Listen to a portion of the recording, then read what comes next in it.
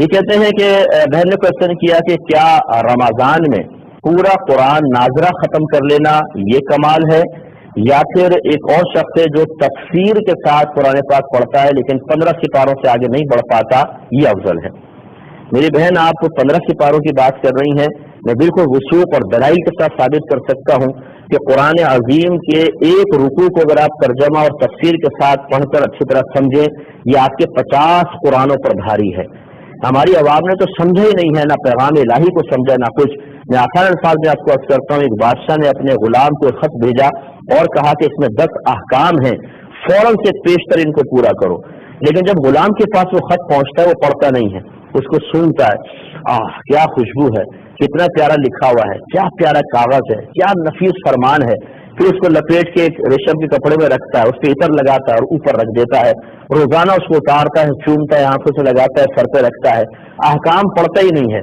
پھر ایک مہینے بعد جب بادشاہ اس کو بلاتا ہے کہ ہاں جی احکام پر عمل کیا، تو کہتا ہے کہ بادشاہ سلامت، وہ تو نہیں کیا، لیکن میں نے آپ کے خط کی تعریف کی ہے، اس کو چوما ہے، آنکھوں سے لگایا ہے، سر پہ رکھا ہے، عطر لگایا ہے، اونچے مقام پہ رکھا ہے، روزانہ عقیدت کا اظہار کیا ہے، لائیے میرا انعام۔ تو آپ بتائیں جنت داری سے بادشاہ سے انعام دے گا یا سزا دے گا؟ کیونکہ خط بھیجنے کا مقصد چموانا نہیں تھا، اس کی تعظیم کروانا نہیں تھا، احکام پر عمل پیرا ہونا یہ مطلوب بادشاہ تھا۔ اسی طریقے سے قرآن ہے کہ اللہ نے قرآن اس لیے نازل نہیں کیا کہ آپ اس کو چومیں، آنکھوں سے لگائیں، سر پہ رکھیں، صرف عربی عبارت پڑھیں، بچے رخصت ہونے لگے تو اس کے سر پر رکھ کر اس کو رخصت کر دیں، اور باہم جھگڑے ہوں تو اس پہ حلف اٹھائے جائیں، بلکہ اللہ تعالیٰ نے قرآن پاک کو اس لیے نازل فرمایا تاکہ اس کو پڑھیں، اس کو سمجھیں، اس کی آیات کی روشنی میں اپنا محاسبہ کریں، اپنے عمل کو درست کریں، اس کے احکامات پر عمل کریں۔ اب جو امتی اس کو سمجھتا ہی نہیں ہے، پوری زندگی گزر گئی پڑھے جا رہے ہیں قرآن پاک بس عربی عبارت، اور اگر پوچھیں کیا لکھا ہوا کچھ سمجھ میں نہیں آ رہا، یعنی پیغام الہی سمجھنے کی فرصت نہیں، حتیٰ کہ موت آ گئی اور پوری زندگی اس طرح دنیا سے رخصت ہو گئے کہ پوری زندگی میں ایک بار بھی اللہ کے پیغام کو سمجھنے کی توفیق حاصل نہ ہوئی، اور پھر یہ سمجھے کہ مجھے اس پر انعام ملے گا۔ تو میں یہ نہیں کہہ رہا ہوں کہ جو عربی عبارت پڑھتا ہے اس کو ثواب نہیں ملے گا، لیکن قرآن حصول ثواب کے لیے نازل نہیں کیا گیا۔ قرآن اٹھا کے پڑھے، قرآن کو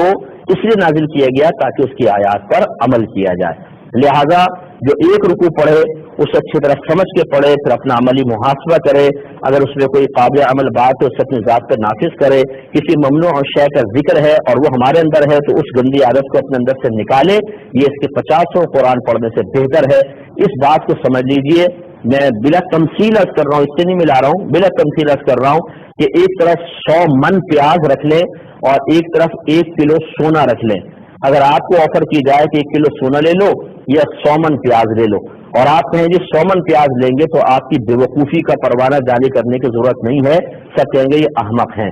مقدار کے اعتبار سے کم ہے لیکن مالیت کے اعتبار سے زیادہ ہے، تو جو قرآن سوچ سمجھ کے پڑھے گا اس کا زیادہ ثواب ہے۔ ہماری بڑی بوڑھیاں بیٹھ جاتی ہیں، پڑھ رہی ہیں قرآن زبردست، رمضان میں جی کتنے قرآن ختم کیے، اس دفعہ بھی میں نے 10 قرآن ختم کر لیے۔ کیا فائدہ ہوا 10 قرآن ختم کرنے کا؟ صرف ثواب؟ اس لیے تو قرآن نازل نہیں کیا گیا تھا، قرآن تو سمجھنے کے لیے نازل کیا گیا تھا، قرآن عمل پیرا ہونے کے لیے نازل کیا گیا تھا، اور وہ مقصد آپ نے پورا نہیں کیا، اب جا کے پھر اللہ تعالیٰ کو جواب دیجیے گا کہ کیا آپ نے کیا اور کیا نہیں کیا۔